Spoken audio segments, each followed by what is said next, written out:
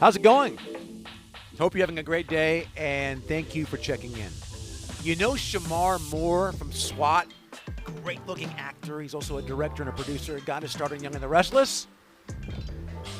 Gosh, I'd love to have him on the podcast. Yeah, maybe someday. But Bill Herenda, NBA contributor and college basketball analyst, was on an episode of S.W.A.T, had a chance to work with Shamar, and making his network TV debut. Juggling dual careers, actor, TV broadcaster. What will he choose? And what was it like working with Shamar? We check in with Bill Herenda.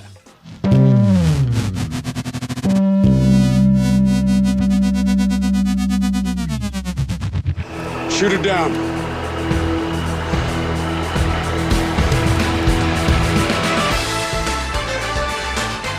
You know, I had this arranged to talk to you after the NBA trade deadline to get all the winners and losers and who did what. But more importantly, you made your network TV debut on S.W.A.T. How did that go down?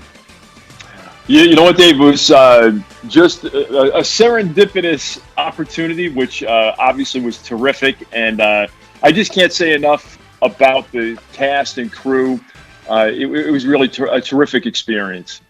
Well, the main story was Kaido gathering enough plutonium to blow up U.S. military bases in Okinawa. But for me, the most compelling was the whole badge versus badge, right? This kind of a decathlon type sporting event, and Bill Herenda was the announcer. It brought me right back to my roots, having uncles that were policemen and firemen. I remember, Dave, going to the Hoboken High School when the Hoboken Fire Department played the Hoboken Police Department in hoops. So it brought me right back there. And, of course, a terrific edifice, Hoboken High School, another great venue, Venice Beach.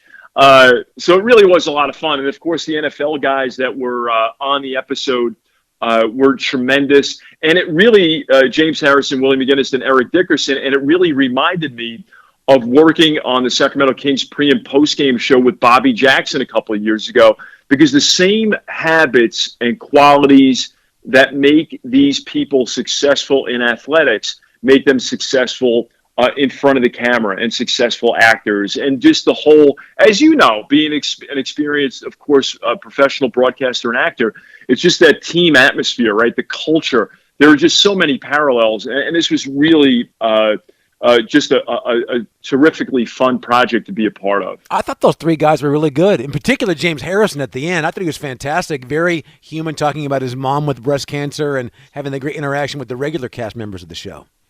Yeah, absolutely. I mean, their attention to detail, the punctilious nature of, getting your lines and the right delivery and all those things. I was really impressed. And at one point, I said, Willie and I had that discussion that it's similar to, drills at practice, right? That you're going through. And I think the other vibe there, it's just a great culture. I mean, I was on set a heartbeat, and Shamar Moore with the bro hug and Kenny Johnson. They could not have been more welcoming, accommodating.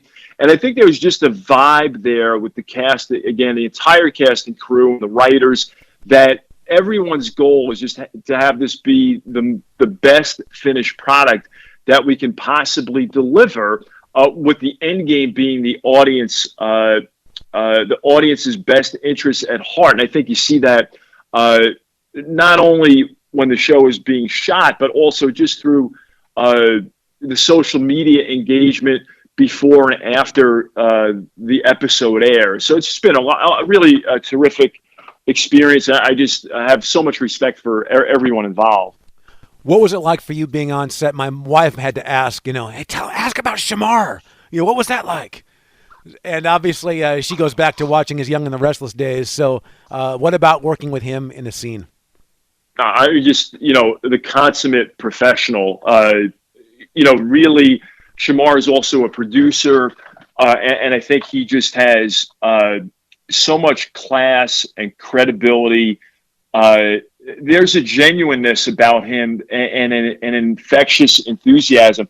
It's like that Mark Twain quote, stay away from small people. They belittle your ambitions, but the truly great make you feel like you're great too. And I paraphrase Mark Twain, but that's the kind of person Shamar is. And I think he just engenders so much respect by colleagues and fans, of course. Just a super guy, and it was absolutely a great opportunity to work with him. It was just great. Don't you think that Mark Twain quote is a great application for life, to hang around people like that, because you're going to kind of soak in that positivity and really take yourself to a new level?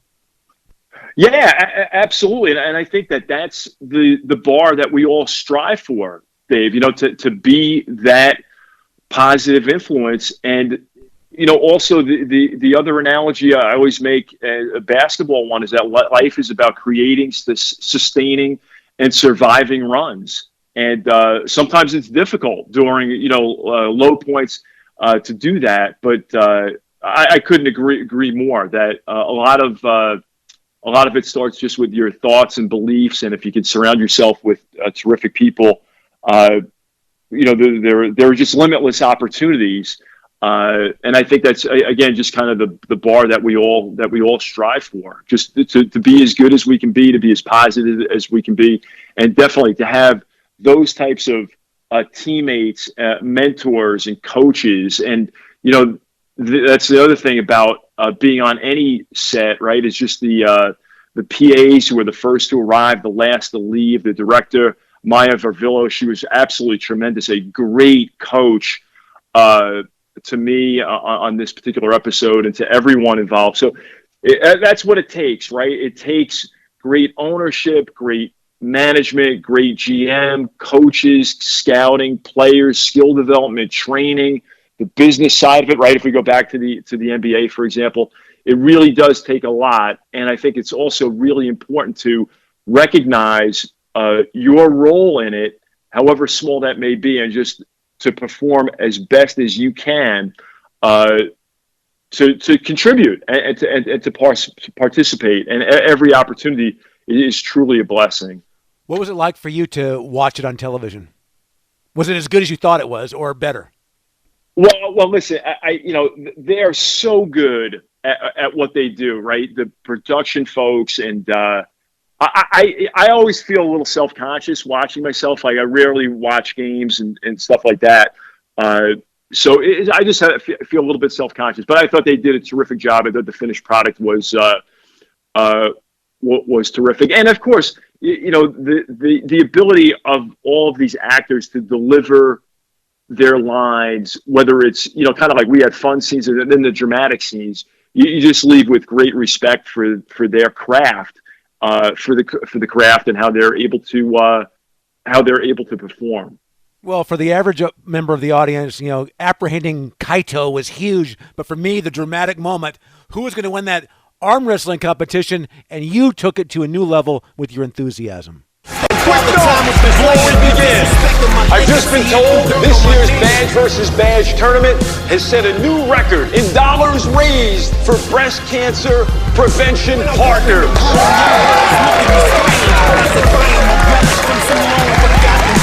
And it all comes down to this: the heroes in red and the heroes in blue. All tied up at 2-2. The winner of this event takes home the 2019 Badge vs. Badge trophy. No, thanks, Dave. I'll tell you, it's very easy to get amped up, right?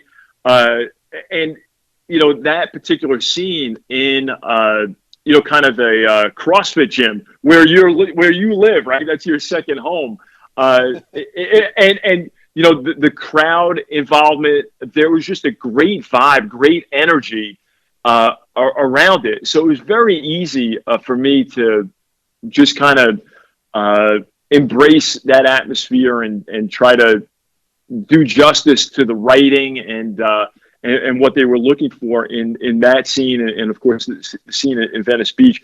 So it was just really really a lot of fun, and again, everyone just kind of brought really good energy, really good positive energy, a great environment to have some fun and get it done. Was there any room for ad-libbing, or was it all word for word? No, I think there's always, some room for that. And I think the writers kind of understand that. And as long as you're delivering, the right tone, intonation, and you're on the right track, I think that's fine. I think, I always strive to be verbatim, to be as close as possible. And you know how it goes. I mean, certain things, factual things, you have to be. But I think that there's always that, that little bit of wiggle room to just be authentic and bring that to the scene. I think a lot of times that will prevail, and folks will embrace that if you deviate a little bit. But I obviously within reason, Dave. There was some vocabulary that that I don't think I mentioned alacrity or poison, equanimity, or what have you. So within reason, right? Yeah, KYP, know your personnel, and percolating. I didn't hear those last night. That's right. Yeah, Luka is percolating. The scintillating victory. That. Oh, God, that would have put me over the top if you could have pulled those off. To the adulation of the LAPD. And the consternation and frustration of the LA Fire Department. Oh, if you get another shot, would you pull out the old Herenda vocabulary and do that? Perhaps, Dave, perhaps. How long did it take to do, for example, that first basketball scene at Venice Beach, just over 2 minutes of TV time. What about the length of time that you were there, and how much are you working? I know there's a lot of hurry up and wait when it gets to TV and movies.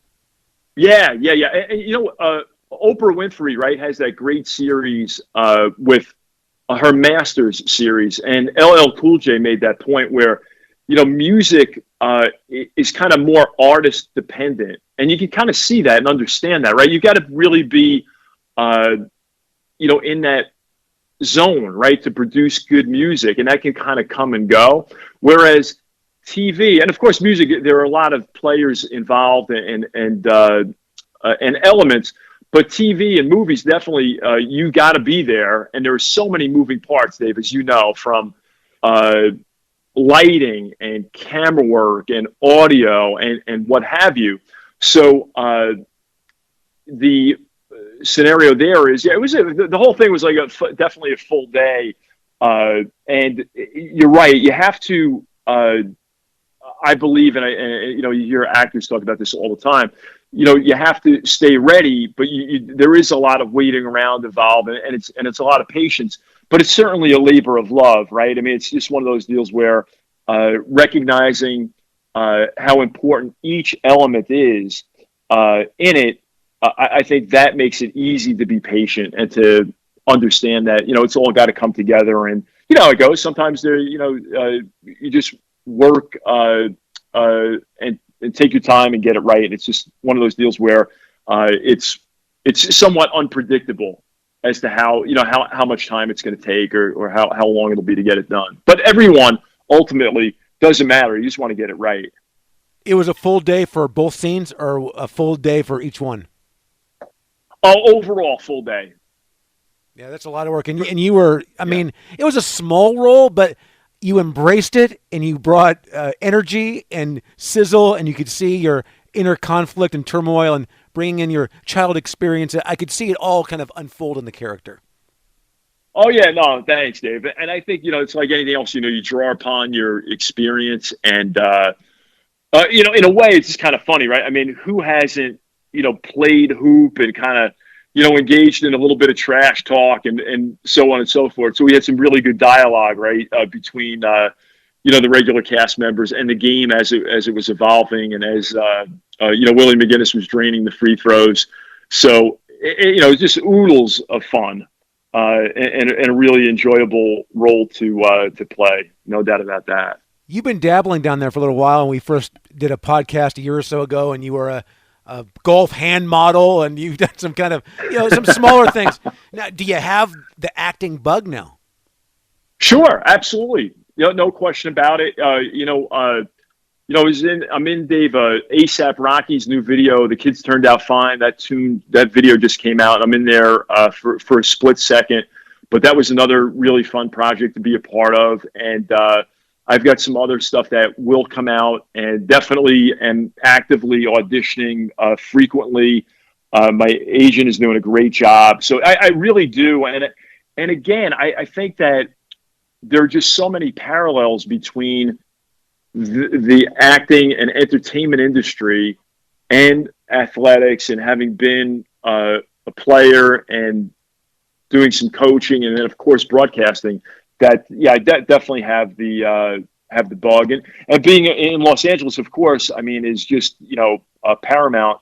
It's great to be here and to have the opportunity to audition for a number of opportunities and to land some and to learn along the way. It's been a terrific learning experience because just, I think, like anything else, you learn the routine and what the expectations are, and how to be patient, how to perform when you're called upon to, how to be patient when you have to wait. And I love the interdependence as you're striving to be at your best. You don't want to let down the writers, the directors, the producers, the casting people who have put you and given you this opportunity, and your fellow castmates. You want to raise the level of your game. And like you said, regardless of the role or the duration or the number of lines, it's like, all right, from Kenny Johnson to Shamar Moore, I am going to bring it and hopefully try to, match the professionalism and be able to hang with these folks. So it's just great. It's been a lot of fun, and I'm looking forward to one other thing that's going to come out pretty soon, and then looking down the road, I'm sure knock wood, there'll be others, and I'm just enjoying the process, just trying to listen to the universe here and go in the right direction, whatever that may be. Are you, or will you take acting classes? You know what? It's funny because I took my first one recently, so I'm definitely going to work on my craft, and I think that's another recognition too, that we can't do it on our own, and there are just ways that we can, whatever, right, our chosen field of life and career. If you're a doctor, right, you must maintain your license and attend certain classes, right, to maintain, being board certified, right, as an orthopedic surgeon, or attorneys and lawyers. And I believe acting is the same way. So even though, I think it's just for me, I think that part of it is going to be beneficial, and to be able to learn from some great instructors down here. And of course, Jenna Fisher has a great book out that I've pretty much devoured. So it's like anything else, right? You just want to learn and get better and improve your performance and your daily habits. I saw a great post from Mahershala Ali, and I'm a massive fan of his. And he said, while you're chasing your dream and waiting for your big break, you're always working on your craft. Whether you're getting paid for it or not, you're always polishing and always fine-tuning. And you and I have talked about this off the air. Just anything you can do to keep in the game and to fine-tune and get a little bit better is something you got to do. Oh, yeah, absolutely, Dave. And I think that, that goes along with, like, if you're not nervous, that's a problem. You know what I'm saying? Like, pressure is a privilege, right? I think that may have been Billie Jean King. And to, really understand that and kind of get after it, those are really important. And I think it's a balance, too, of recognizing that you are enough, too, right? And that's what Jenna Fisher talks about in her book, that sometimes, you don't have to be over the top. You are enough. And I think it's just kind of striking that balance, right? Of course, you can't mail it in, but you can also work on it, and you have to work on it to get better and to improve. And none of us can stay stagnant. That's, I always equated it to the street sign back in Jersey: no stopping, no standing. If you're doing either of those, you're not moving and you're not improving. I have this great drill at an acting coach, a friend of mine, Matthew Barry. He's big down in Los Angeles, casting director. He said, just stand in front of a mirror and look at yourself, 10 minutes, 20 minutes. So at the beginning, you're going to see your hair messed up and the drool down your face. But then eventually, as you keep continuing to look, you see through your flaws and imperfections as you learn to love yourself. And when you go into an audition, all that stuff that you take with you, here I am, the good and the bad, and I'm bringing it to you, and I'm showing it to you, and I'm giving you everything I have. I think it's a great drill. It's a great way to learn to appreciate everything about yourself and everything you've been through, how it all shapes you. Yeah, that's great, Dave. I love it. And I think that's what ultimately everyone's looking for is just authenticity, right? And being yourself. And that's really really vital, I think, to acting. And it's just so much fun. It really is on so many levels. But that's great advice. I like that a lot. What if you had a choice to do, and I'll make up a conference, be the color man in the Atlantic Coast Conference, doing 2 games a week, conference tournament, and an NCAA thing, or I put you in a sitcom on CBS? Got to pick one. Yeah, you know what, Dave? I would listen. I am totally at the point now where I'm open to anything and everything, and I'm just in the zone of like whatever the universe presents with, I would go with. So I honestly can't even pick. Yeah. And I'm really in that mindset of just going with the flow. And listen, I went to UMass Lowell, as you know, in the America East Conference. So I think that it's more likely that I'd be over at CBS than in the ACC, being that I didn't play there, just being realistic. But again, I'm just open right now. I'm an open book, and just going with the flow. The way I tell people, regardless whether it's doing play-by-play, podcasting, acting, dancing, whatever, it's just I'll do all of them until the universe demands I only do one of them, where I have to throw myself in full-blown as an actor, or I have to do play-by-play and nothing else, but do them all until the world says, or the universe says, you've got to commit one way or another. Yeah, exactly. I mean, last night I worked Hawaii at Long Beach. It was a great game, great atmosphere. It was just terrific fun. And this is an expression, Dave, right, that hasn't come up yet, but just trying to be in the moment. And, man, I just love that game. And, the Hawaii's offense, the great spacing, and Long Beach is battling through some injuries and illness, and their grit and determination. They fell last night to the Bows. But you're right. I think there's something really to be said for that. So whatever opportunity you have at that moment, just try to be present, do the best job you can, enjoy it, and roll with it, and then just see what's next. That's all we can really ever do. That be in the moment as an actor thing is critical too, because you may have an idea of how you want to read a certain script or how you want to portray a character. Then when you go in there, maybe some other things happen. Someone cuts you off on the freeway, or your mom's ill. But you know what? To make you a great actor is not to forget those things, but bring those to the table and not be so locked into how you're going to do that role. Bring who you are. And maybe it's a little bit different than you rehearsed it the day before, or you practiced on the way over, because your feelings change, the vibe changes, the room temperature changes. And bring all that stuff to the table, and you never know what kind of magic you might create.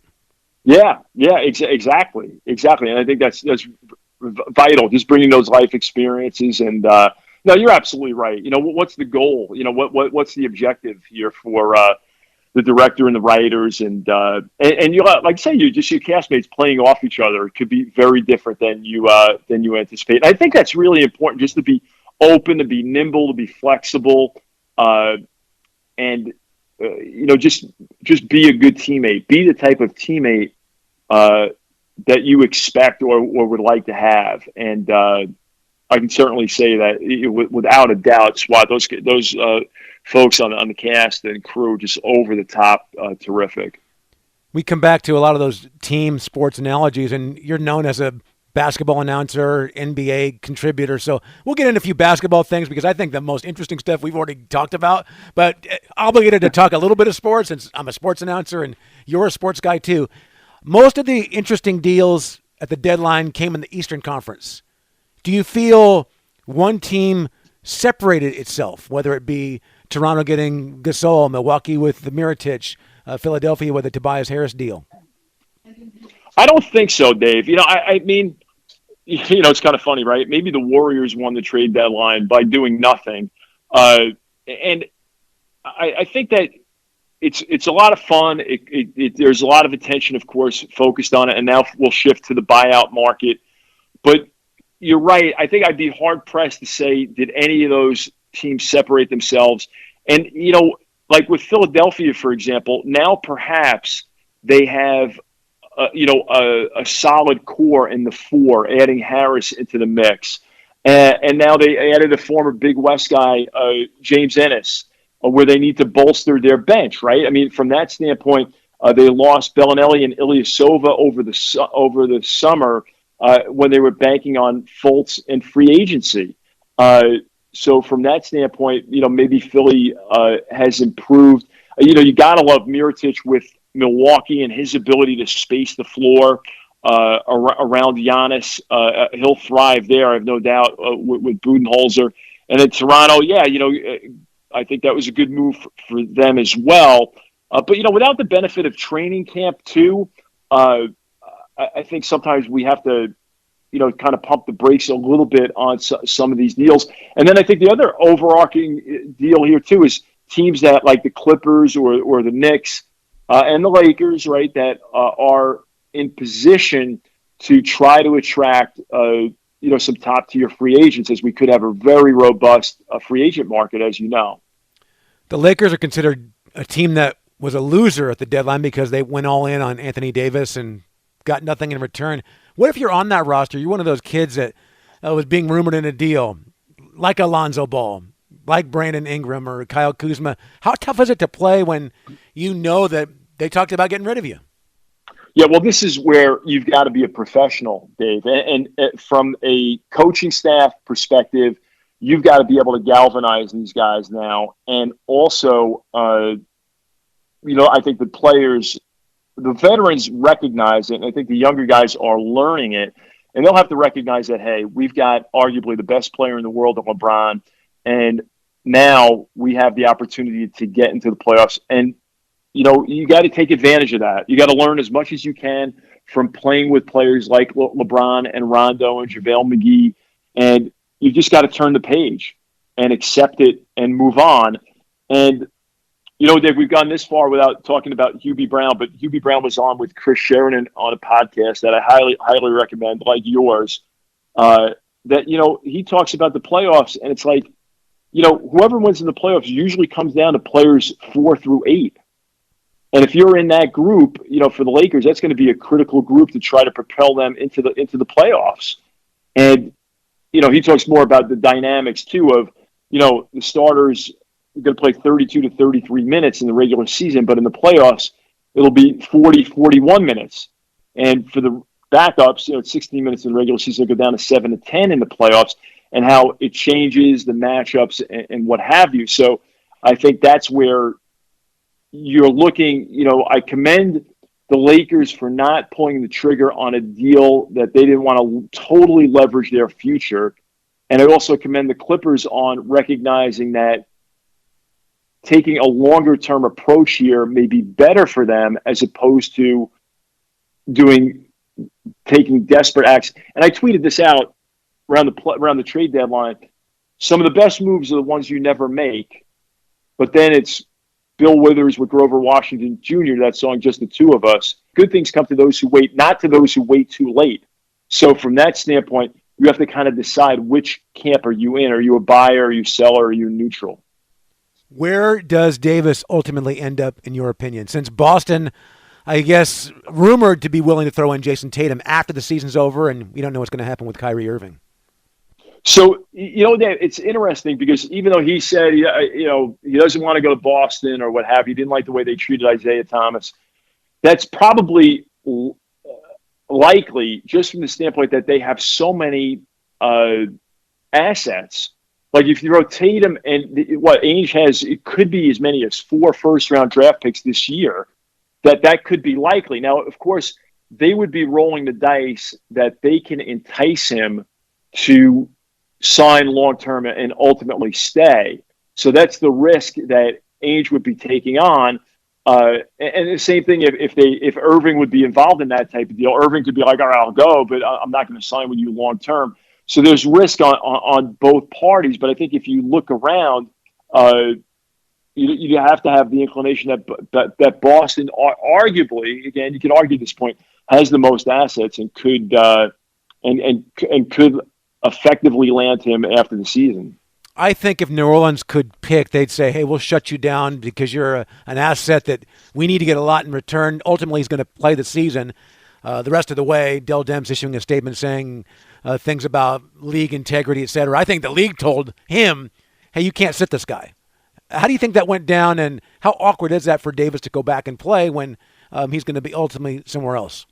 Yeah, that is a different deal, right? Because we saw that with Kyrie, Dave, right, over the summer, and the trade was done. We had Jimmy Butler in Minnesota, right, in a similar scenario, right? He played, but he played for Minnesota, but then ultimately was dealt. So what you have here, like you're saying, which is kind of awkward, is that you've got a guy who has said he wants out, and he's got to play the season out with not, a trade looming now that the deadline is passed. And again, I think it just boils down to integrity, professionalism. I would expect Davis to play and to play hard. And I think Alvin Gentry, who's obviously a pro, will be able to manage that scenario. But, listen, this is the world that we live in. I mean, to me, in the modern era, it's always been a players' league. And, these guys are closer than they've ever been. I think just as, the AAU impact and just the fact that the basketball world is always been small. And I think in this era, it's just become smaller, that there's a lot of esprit de corps amongst competitors because they've played together or played against each other in the AAU deal or in college. So I think, every generation and every era, the game evolves and changes, and it's never been more popular. Of course, this is obviously global, and it's the game is great, and it's just different, and that's how we've got to just got to roll with it. Yeah, well, all this talk about who's going where, it actually stole some of the thunder from the Super Bowl and Major League Baseball with the hot stove league. It's something now that really keeps the league relevant, whether you're playing games or not. It is, Dave. I mean, the only dead month is really August with the NBA, because you're right. You just roll through the summer with summer league and free agency, and of course the draft preceding that. So it just never stops, and it's great. It's just tremendous. However, I guess you have to add the caveat of look at Kevin Durant this week, and he's just had enough of talk about his free agency, and so it's not without contentious times, of course, for players and the media, and some friction and tension. But it is virtually, just with that exception of August, it really the world keeps spinning, the clock keeps ticking. What do you make of that rant this week by him when he was just asked a couple of questions about why are you not talking, and then that proceeded, to have him melt down? We've noticed that you hadn't talked for a while. Is it anything to do with anything on your mind, or has it just been coincidence that you haven't talked for some time? Why do you care? Because you usually talk. Oh, well, I didn't feel like talking the last couple of days. It was anything in particular? No, I just didn't feel like it. Had anything to do with conversation about free agency? Yeah, that's the conversation you're going to have. I don't think about that type of stuff. That's your job. You've obviously been around the noise for so long. Is it bothering you more this year? Is it louder this year? It's unnecessary. You got to do Ethan Strauss, who come in here and just give his whole opinion on stuff and make it seem like it's coming from me. And he just walk around here, don't talk to nobody, just walk in here and survey and then write something like that. And now y'all piling on me because I don't want to talk to y'all about that. I have nothing to do with the Knicks. I don't know who traded Porzingis. They got nothing to do with me. I'm trying to play basketball. Y'all come here every day, ask me about free agency, ask my teammates, my coaches. You rile up the fans about it. Y'all let us play basketball. That's all I'm saying. And now when I don't want to talk to y'all, it's a problem with me. Come on, man. Grow up. Grow up. Yeah, you grow up. Come on, bro. I come in here and go to work every day. I don't cause no problems. I play the right way, or I try to play the right way. I try to be the best player I can be every possession. What's the problem? What am I doing to y'all? You weren't talking to the media. So, who are you? Why do I got to talk to you? Tell me. Is that going to help me do my job better? Nah, bro. I didn't feel like talking. Kevin, the free agency thing really hadn't been that much of a discussion coming to you because we got it loud and clear, at least most of us should have, that it was off limits. Don't So go what's there. the problem now? No, just that you've been quiet and you're not usually quiet. You usually share your opinions and stuff. So everybody's like trying to figure out what's going on. And we're all getting questions from fans like, what's wrong with Kevin? I just tell them he's playing okay, but he's not talking right now. I just don't trust none of y'all. Every time I say something, it's get twisted up and thrown out in so many different publications, try to tear me down with my words that I say. So when I don't say nothing, it's a problem.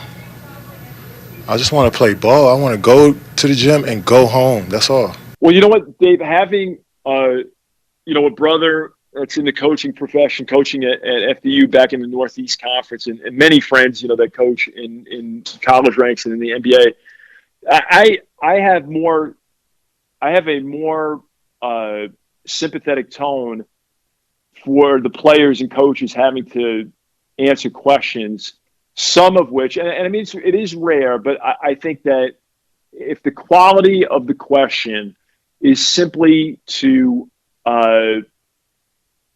bait click, you know what I'm saying? Like the questions are designed to elicit some type of salacious answer, or the question is not informed as to the game strategy or what have you. I very much sympathize with the players and the coaches that have to answer these questions. And I mean, and here I'm with Durant. If he wants to shut it down, what I get that it's part of his responsibility to deal with the media, but I feel as though I could totally understand where he's coming from. And I mean, I think and we can all play the Monday morning quarterback here, and he could have said on media day, right? Hey, I'm not going to answer any free agency questions. So he could have shut it down at that point. Don't ask me during the season. And, perhaps he himself will learn from that. But I'm more sympathetic to Durant in this case. Well, the one statement I think he was totally off base was, hey, why do I need to talk to you? Who are you? The bottom line is he has to talk to him. Now, maybe he doesn't have to give the answers he wants, but he is obligated. That's a part of the job. That's a part of the CBA. That's part of the deal of being an NBA player. You have to deal with the media, whether you like it or not. Yeah, no, that's totally true. That's totally true. And I think there, you just saw that, authentic type of response, and it is true. And I think also, listen, this is just an aberration. So he probably regrets that tone and understands, Dave. You're right that he's got to deal with the media, and it is part of the job. And in that moment, he just kind of blew it off. So no, you're totally right there. There's no argument with that. Hey, most importantly, are you a member of the union yet, SAG? No, I'm not.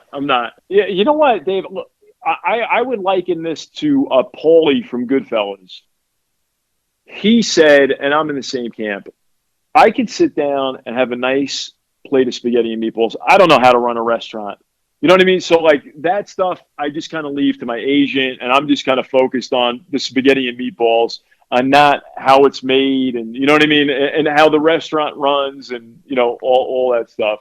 So I'm just kind of taking it one step at a time. Now, I just thought you were phenomenal. I was so proud watching it. In fact, I told you off the recording, you were at the very beginning of the episode, and so I watched the whole show with the intent of saying, they've got to bring him back on. And sure enough, they bookend the episode, Herenda at the beginning with the basketball, closing with the arm wrestling, wrapping a little bow on it, completing an amazing episode, and some guy named Shamar just happened to be in the middle of it. Yeah, that's right, Dave. Yeah, no, it was just, I just feel really fortunate to have been a part of it and to, work with everybody. And I'm glad you enjoyed it. Thanks for all of your support. I really appreciate it. And I'm just glad it worked out the way it did and it turned out the way it did. They obviously do a terrific job producing all those episodes. So it was just a lot of fun. When you get the star on the Walk of Fame, can I be invited to the ceremony? Of course. Dave, no doubt about it. No doubt about it. So much fun. Hey, kiss your girls from me, and I'm super proud of you, man. Please keep in touch.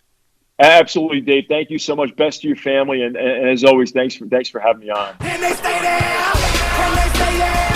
What an exciting game here at Venice Beach for the 47th Badge versus Badge tournament between LAPD and the Fire Department. Let's go, Gina! Long boxing now! Ryan Cook with the layup. Oh, makes it! LA Fire is up by 3. Super cool. You can follow Bill Herenda on Twitter at Bill Herenda, all one word, obviously, BILLHERENDA. The executive producer of the podcast is Hunter Lewis. You can subscribe on iTunes, Google Play, and YouTube. We certainly appreciate your positive feedback and comments. Helps out a lot. Thank you so much for listening, and we'll talk to you next time.